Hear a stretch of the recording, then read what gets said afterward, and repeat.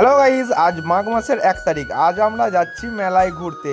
তোমরা অনেকেই জানো এই মাঘ মাসের 1 তারিখে আদিবাসী মেলা হয় নদীতে। আর এদিকে দেখো আমাদের বাজারে কত গাড়ি যাচ্ছে। আমাদের জামালপুর এলাকায় বহু দূর দূরান্ত থেকে মানুষজন আসে, তাই এত গাড়ি আমাদের আজকে বাজার দিয়ে যাচ্ছে। ফাইনালি আজকে আমরা চলে এসেছি অন্য জায়গায় একটু মেলা দেখতে, আমাদের এই পুচকুর মামার বাড়িতে। এখানেও নদীতেই মেলাটা হয়।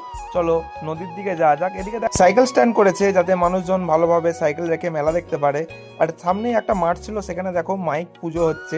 মাইক যে পুজো করে বাজায় এটা আমার প্রথমবার দেখা। নদীর বাঁধে চলেই এসেছি। এদিকে দেখো ফুচকা স্টল বসেছে, সবাই আবার ঘুড়িও উড়াচ্ছে। এই সাদা ঘুড়িটা উড়তে উড়তে নিচে চলে আসে, আর এই ভাই মনে করে যে ঘুড়িটা কেটে এসে পড়েছে। ওকে আমি বলি ঘুড়িটা কাটে নে, তুই উড়িয়ে দে। ও ধরে বসে আছে সুতো, তো আবার উড়িয়েও দেয়। আর দেখো ওই ভাই ঘুড়িটা উড়াচ্ছিল। ঘুড়িটা এতই ক্ষেপে গেছে যে আকাশে উড়তে চাইছে না, সবসময় মাটিতেই পড়ে যাচ্ছে। তাই সে আবার নতুন করে ঘুড়ি উড়াতে শুরু করে। আমরা ফাইনালি ঢুকে পড়ি মেলায়। আর মেলায় ঢুকে আমার পুচকুর মুখটা দেখো, একটাই বায়না, জাম্পিং চাপবো। ওর অন্য কিছু বায়না থাকে না, শুধু জাম্পিং যতগুলো থাকবে ততগুলোতেই ও উঠবে। তাই ওকে ওখান থেকে সরিয়ে নিয়ে গিয়ে আমি বলি চোখ ঘুড়ি উড়ানো দেখবো। এদিকে এসে নদীতে দেখি প্রচুর ঘুড়ি উড়ানো চলছে। তোমরা অনেকেই জানো আমাদের গ্রামগঞ্জে আগে যেরকম ঘুড়ি উড়ানো হতো এখন আর হয় না, বেশিরভাগটাই শহরে হয়।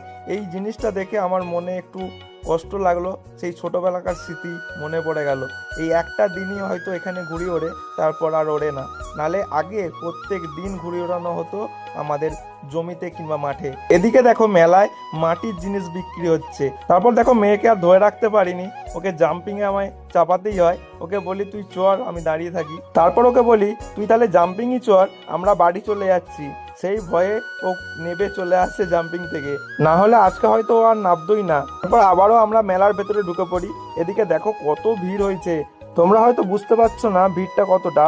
মেলার ভেতরেই এত ভিড়, আবার নদীর নিচে যারা আছে তারা যদি উঠে আসে এই জায়গায় মানুষজনকে জায়গা দেওয়া যাবে না। সন্ধে হওয়ার আগে যখন মানুষজন উঠে আসে তখন প্রচন্ড ভিড় হয় এখানে। আর এদিকে দেখো মেয়েকে কিনে দিয়েছে একটা বাঁশি।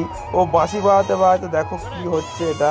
আমি এটা ছোটবেলায় কিনতাম তাই ওকেও কিনে দিলাম। তারপর কিনে দিয়ে একটা ফতিঙ্গা, যাই হোক এটা যে যার নামে ডাকে ডাকে, আমি ফতিঙ্গা বলেই ডাকি। যাই হোক, তারপর ওর বায়না শুরু হয় যে ক্লে কিনবো। ক্লেটা অনেকে হয়তো জানো না ক্লেটা কি। ক্লেটা হচ্ছে সে ময়দা আটার মতো প্যাকেটে করে বিক্রি হয়, 5 টাকা করে পিস। এটা ওটা বানানো যায়। ওটা না কিনে দেওয়ায় ওর অভিমান হয়েছে, তাই ওকে কিনে দিই আমি আখের রস। ওকে বলি চল আখের রস খাবো, ও তাই চলে আসে আখের রস।